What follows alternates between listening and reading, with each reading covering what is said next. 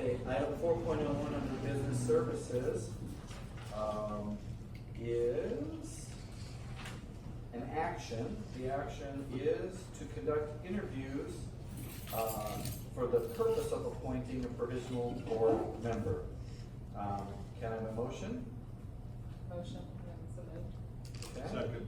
Seconded by Tim Jorgensen and Mr. King.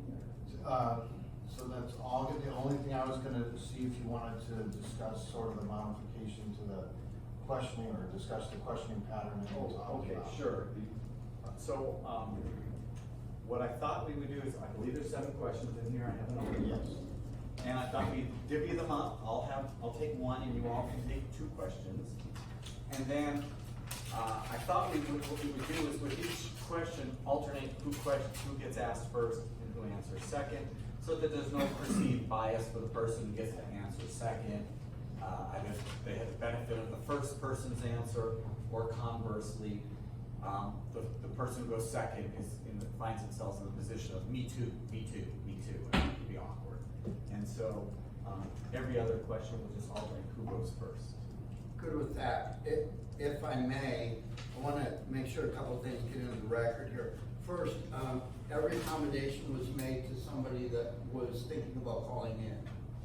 Correct. So we wore ourselves out making sure that they had that opportunity either to be here or to call in. That's correct. Okay. Next, I know that there were some questions circulated amongst the board that were broader questions from, I believe these start off LACO, and I believe since the last modification, which went out early in the week, where it was to find any of these inappropriate or anything like that no board member nor any member of the public has seen any of these questions until we just open them up tonight. Is that correct? Correct, and they're in a sealed envelope, and you're correct. So there's no possibility staff or anyone could have leaked these questions to anyone? No. Perfect, thank you. They were so secret. I realize there's only 6, not 7. Okay, so let's do it in this Should we just order. keep just Tim, going? Kelly, I'm sorry, Tim, Ken, Kelly, Mike. And then for 5 and 6, you guys. Let's just keep going. Okay, Tim good. and Ken. Tim and Ken? Sure. Okay, just remember, as we go, whomever you start with, Tim, Ken, you start with the alternating person. Why don't you guys come on up? And before we start, thank you very much. All of you, put your hand in the ring. There were 5, some people recognizing, I understand some people recognizing that there were good candidates out there. Felt okay, because you never know if nobody's gonna step up, and that would be a real shame. And so some people recognizing others who step up said, okay, that's fine, I'll step back. And thank you for those who did step back, for the willingness to be ready to serve if required. And there's always more spots. And thank you two gentlemen for, somebody tonight's gonna get paid, somebody tonight's not. I wouldn't read too much into any of that. There's only 1 seat.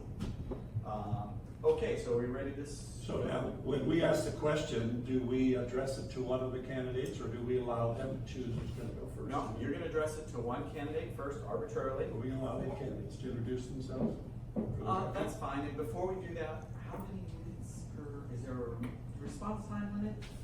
Well, the board should set one, so we should probably say, I think that if I remember from the last time, not to exceed 3 minutes per question. I think that 3 is probably enough. I'm gonna ask that we put a timer just so they know when their time is coming Yep, close. it'll be this thing. Yeah. Okay. Nothing worse when you've lost track of time. Right, and so just to refresh, I think it starts flashing in 30 seconds. Yes. Okay, so 3 minutes and then the That's flash. would be green, then it'll go orange, tells me Well, we're 30 gonna do a seconds. trial run, so it's green. Will my social security check get here before we get this out? If I let this go 30 seconds before it's done, the hammer will start Alright, flashing. So now we all know how it works. it said we're on the clock till 7:30, Ken. Okay, And so to answer your question, why don't you start with arbitrarily one of the two candidates, and then that same question after 3 minutes we'll go to the second. Okay, so I have the candidate on the right. Why don't you guys introduce yourselves? And Mr. Kendall, Okay, yeah, my name is Andrew Kendall. Anthony Kendall? Andy's fine. Andy works. Been a resident here in Acton for 16 years. Anything else you want to know? I didn't say, hey, you. Hey, you works, I've been called works. All right, Andy, I'll start with you. Okay. Brandon again, I feel the love. There we go. Good evening, everyone. My name is Brandon Roque. I've lived in the district for about 19 years, graduated Vasquez High School, and started first grade in metal arts. So I've gone through the entire AADUSD School District. Okay, all set? All right, Andy, what do you see as the basic purpose of the public schools? What is the role of the Board of Trustees in the fulfillment of that purpose? Okay.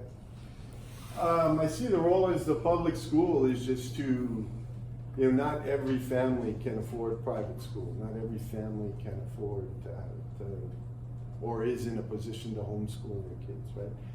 So the public education system to me is here to give all kids an equal education, right? Whatever their socioeconomic background is, whatever issues their family has, right? The role of the school district is to provide that education, provide their needs, and give each kid, depending, no matter what, an equal shot at an education and a future. And the second part? Yeah, the second part was, what is the role of the Board of Trustees in the fulfillment of that purpose? The Board of Trustees, to me, its role is to support the school district, to support the kids, right?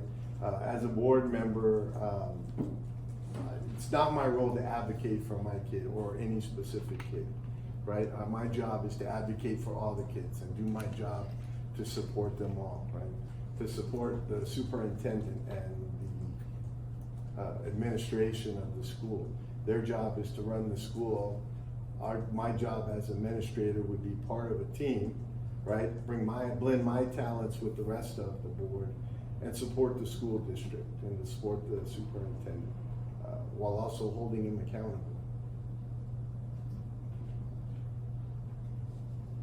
Randy? So my view of what the role of the public school system is essentially to enrich and support kids growing up. As Mr. Kendall said, not a lot of people can afford private school. This allows for children to grow, to be nurtured, and to essentially build a brighter future. At the end of the day, it allows for an ability for students to actually learn. It allows them to grow as people and be more productive members of society. The role of the board is essentially to support and foster the growth of the children and the growth of the next generation. Essentially, it's oversight into how the school is run without reaching into the actual school. So it's oversight and advisement between the board and the superintendent to guarantee a successful school. We good? So that makes Brandon first this time. Sweet. Please summarize the strengths you would bring as a member of the board. So the strengths I view I would bring is obviously an understanding and governance due to my occupation, an understanding of the school district being that I went to first grade here and graduated from Vasquez. I stayed in the district for 17 years. Graduated from here, I've been a resident of Acton for 19 years. And I have a firm understanding and a perspective of not only a student and a resident of the district, but also looking at it from an outside perspective in the form of governance. I've been around for the more rough times of the school district, the different administrations. I've seen where it's gone bad and I've seen where it's gone really good. Because of that understanding, I feel that I would be a strength and an asset to the board. And Good. Mr. Kendall, same question. Please summarize the strengths you would bring as a member of the board. Well, one, I think I bring a sense of maturity. I bring, the skill set and tools I've learned through my occupation. I'm a senior assistant general manager for the nation's largest municipal power system. I've done, throughout my career, I've negotiated contracts as both a labor member and on the management side. I manage an approximate $3 billion annual budget. I do personnel in the sense of hiring, reviewing investigations, discipline, recommending discipline to and including discharge. I do evaluations for executive level managers. I've done been a facility manager, managing districts as old as 80 years, the maintenance and capital construction and upgrades. I work with people. What's helped me be as successful, and I am, and I'm the only person in water and power to go from an entry level groundman to the position that I'm in now, is the fact that I'm effective at working as a team and building teams, being able to help set a vision for an organization and get buy-in from the team. And I do that by empowering them and leading.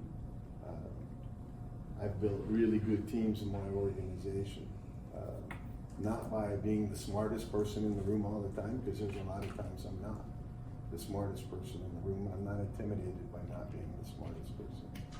But I can rely on the other parts of the team, bring my skills to that and use their skills, right, to blend together and be cohesive. Again, I manage just over 3,500 subordinate employees.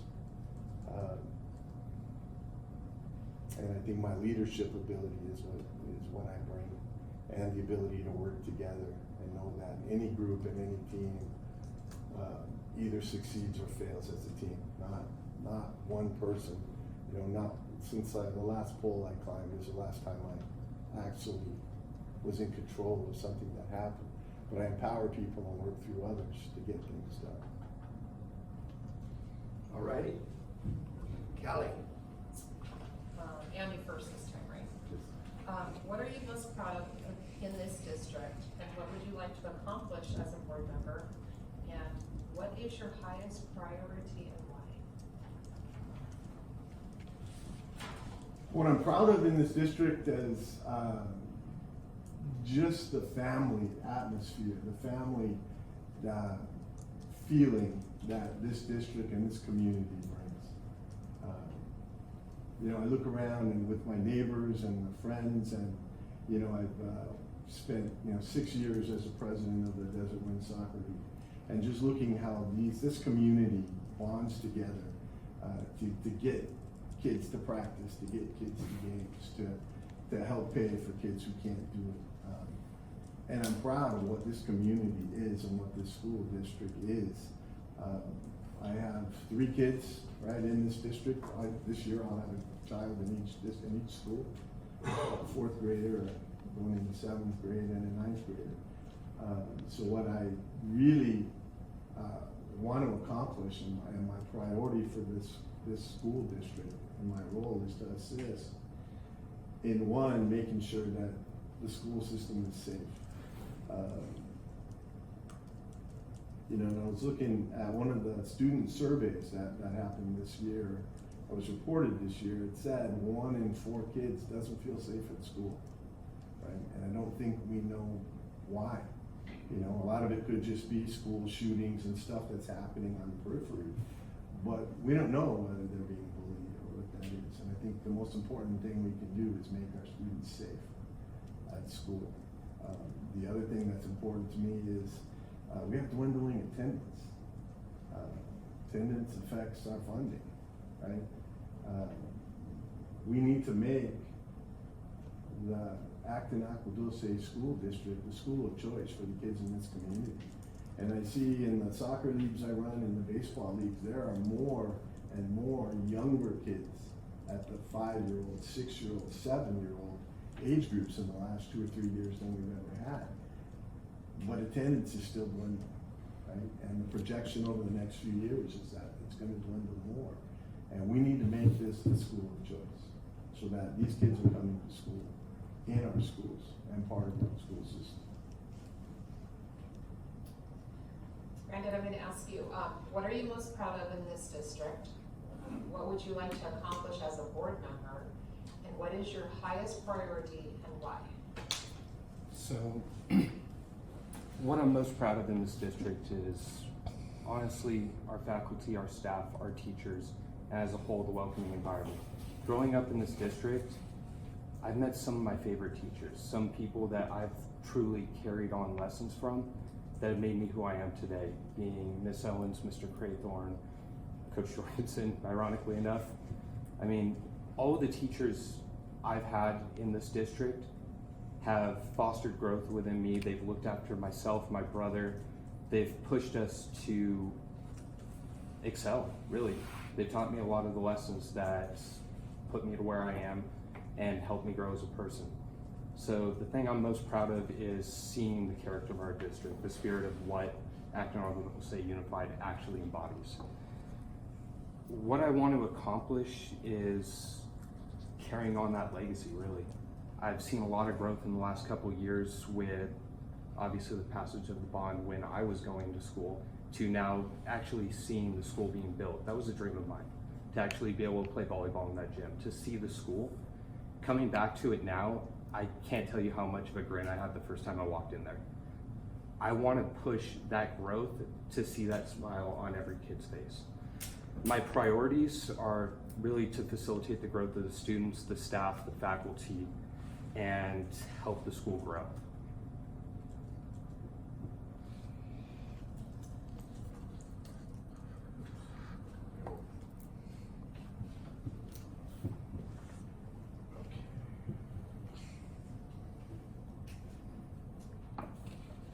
Okay, so this time Brandon goes first.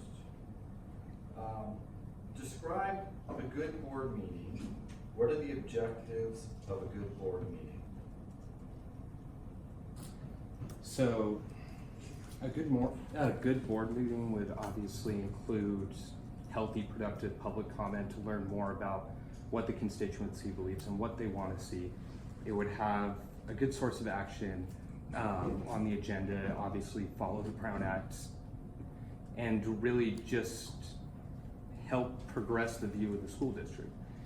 It would have the belief of the students, the teachers, the faculty, and the community in mind, and it would help progress the school. So you would want the most input possible from the community, the most action from the board, but always to still embody the mindset that we need to help the school. We need to take care of our district, and really we need to take care of our students and our community.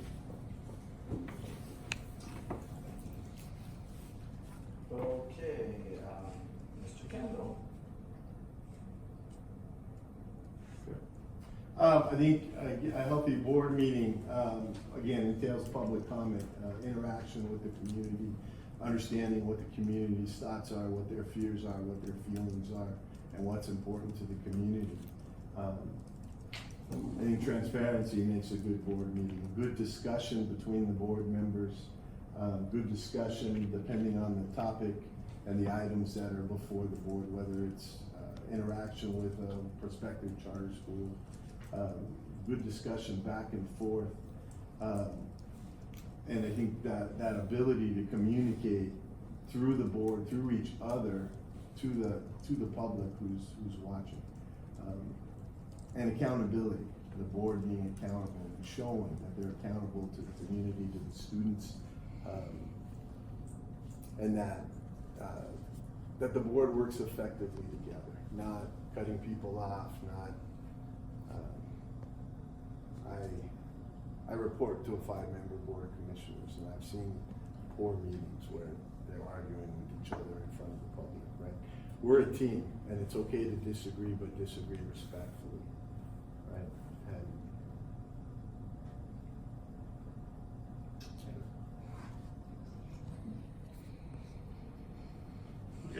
3, and let's see, going to Brent. Actually, me. No, action, Andrew first. Andrew, Mr. King. I mean, don't get me wrong, I'll take it. Okay. Sorry. All right, the next one, Andy, as a trustee, how will you fulfill your role, both as an individual and as a member of the governing board? Well, I think as an individual, it's you're fulfilling your role. One is being diligent, being prepared, reading whatever information that is provided for the next meeting, right? Whether it's stuff on prospective charters, or coming to the meeting prepared to ask good questions, to make good decisions, right? To have good interaction. Being respectful to others, being respectful to the public. I think it's important to be respectful to the time of the staff who come to the meetings, right? Be as productive as you can, be as thorough as you need to be to make sure that your questions are answered so that you can make good decisions, but also vote and make decisions based on your conscience, right? Based on an understanding. And not being afraid to ask questions of either the other board members or the public if you don't understand, right? You shouldn't try to vote or make a decision on something where you don't have a full understanding as an individual.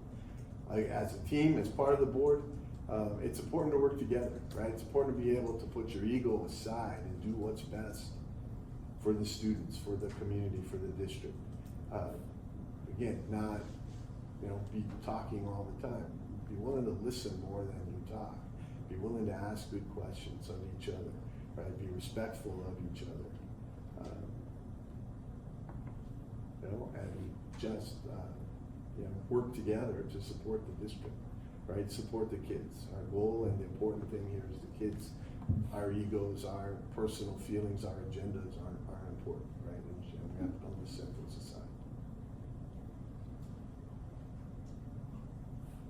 Do you want me to read the question again? I got it. As a trustee and as a citizen, the way I would fulfill my role would first and foremost be able to provide a clear, concise, and well-informed perspective to any and all meetings, to be prepared. That's one of the biggest things, is to actually understand the material, understand the underlying causes for everything, and what's going on. Obviously, to be open to everyone's perspective, recommendations from staff, recommendations from faculty, and ultimately the will of the community and our students. Because at the end of the day, being elected, that's what we're here to do. We're here to represent the district, our students, and our community. And at the end of the day, if you come in with a closed-off mindset, if you come in without taking that into account, or only viewing it from what you believe instead of the entire constituency you represent, you're doomed to fail. So as a trustee and a board member, my plan would be obviously to uphold and protect the district, our students, our community, to always have the best interests of the students in mind, and to always be prepared when I come to the meetings, ready to ask any questions that I need to ask and make a well-informed decision on anything. All right, Brandon, I believe it's you. Are you willing to resign from any conflicting currently held board position, and or are you willing to resolve any issues that could influence your objectivity before being seated as a board member? Of course. So currently I don't hold any other board positions that would force me to, I would have to resign from in order to sit on this board. Obviously, if I did, depending on the commitment, I wouldn't be running for the seat in the first place. I don't believe in taking a commitment lightly. I don't believe in conflict of interest. And as a matter of full disclosure, because I work for the state, obviously certain questions that come up with the state, I would have to recuse myself from due to conflict of interest. But beyond that, I plan to represent the board to the best of my ability and represent our community to the best of my ability.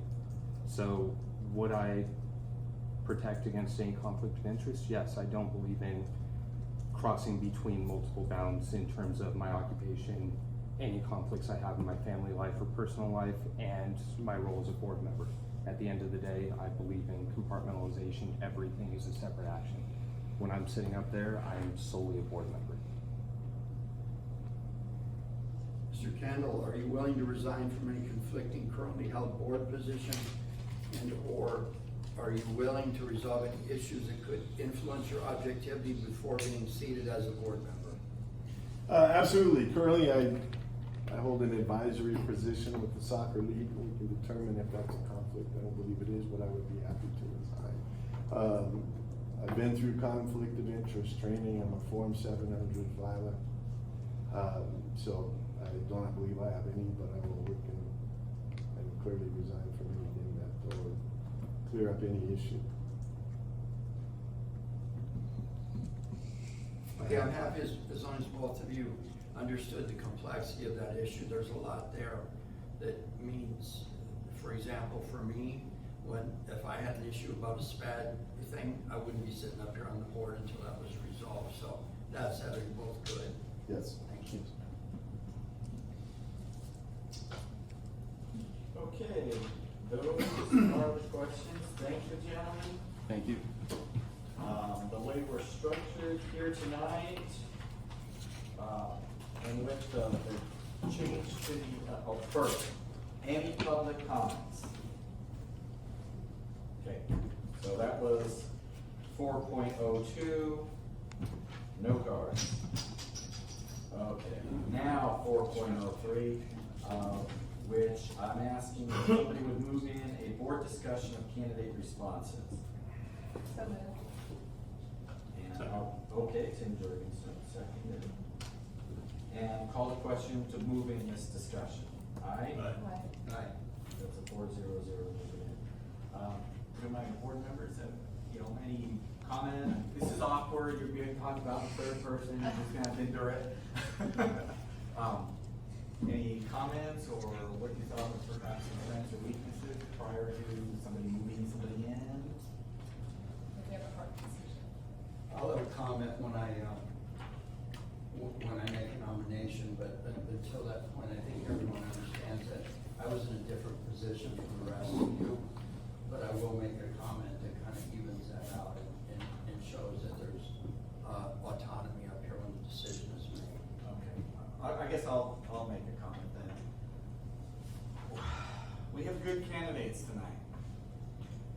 Many of the answers were similar, as you would expect. If I was sitting down there, I'd have many of the same answers. And so what it comes down to me, and I'm curious what, honestly, I'm always listening to my fellow board members, and I think you both indicated that's an important part of sitting on a board is openness and discussion. For me, it's going to come down to a wealth of experience in management that Mr. Kendall brings, and it's clear that there's management experience that could challenge my own there. And Mr. Roque, a perspective of being a product of the schools, which is kind of a unique perspective. We have it all as parents, never as students. Frankly, a long time interest in serving.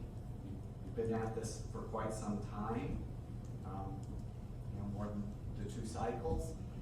And I, you made an allusion to your other job, which I think is it's not a question and answer, a field deputy to Mr. Lackey. That's how I first met you.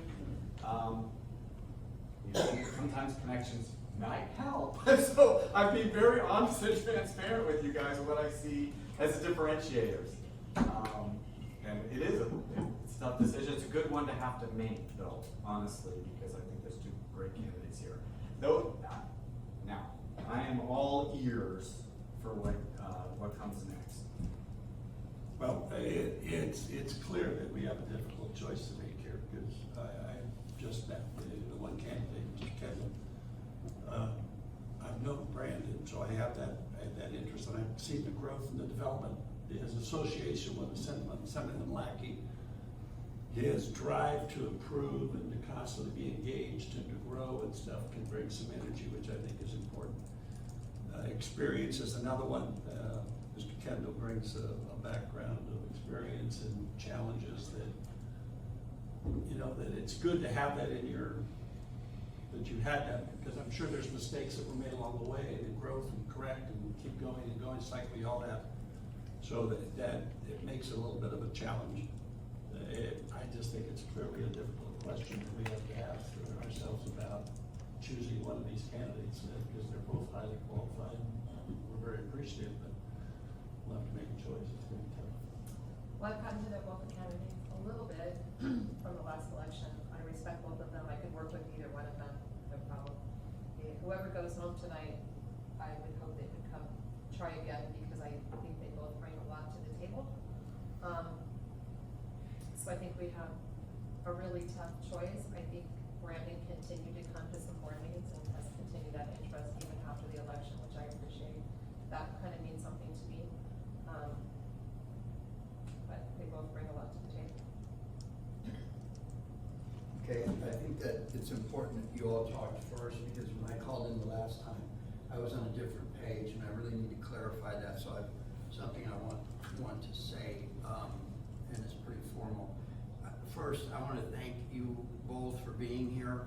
I have personally been through 2 elections, and I know the psychology of it, the good, the bad, and the ugly of it, and I do believe that everybody has something unique to contribute to this world. As I said, when I was on the phone, I talked about, I thought about the importance of the people speaking, and this not being some popularity contest where people are sending me texts and wanting to be nominated and all that kind of thing.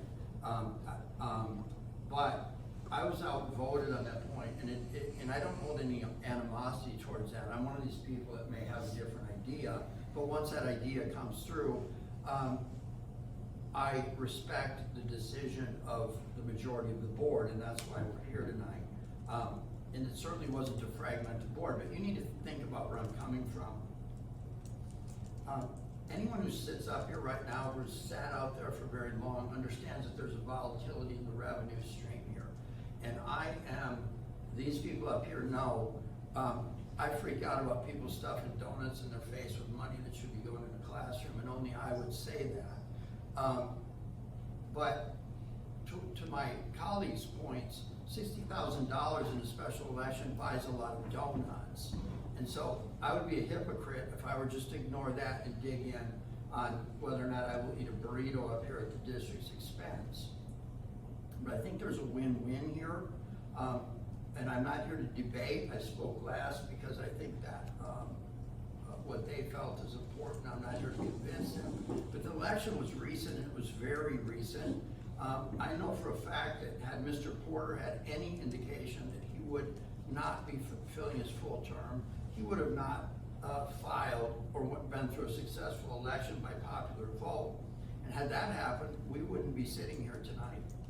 Now, had Mr. Porter not filed and ran for election, I do believe that we would have had another candidate up here. There's a high statistical probability, and that would have also made this evening unnecessary, and that person would have been Mr. Tom Costan, but he is not here tonight. He's at the active town council where he serves, and he didn't apply anyway, so that's a moot point. Tim, do not take what I am about to say the wrong way, please.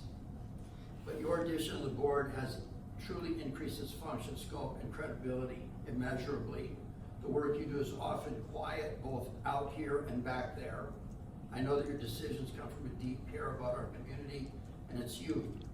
And I really, since you've been here, I can't imagine you not being here. You add so much to this. But that said, had you not run, the statistical probability, there's a high statistical probability that says your seat would have been filled by another individual, and that individual is here tonight and has applied. So more importantly, that individual has been seen in the board meeting after the elections did not go their way. And I am a firm believer that you put your time in out here before you come up here. I spent 5 years doing that, and that's what I value. But again, I want to thank everyone who applied.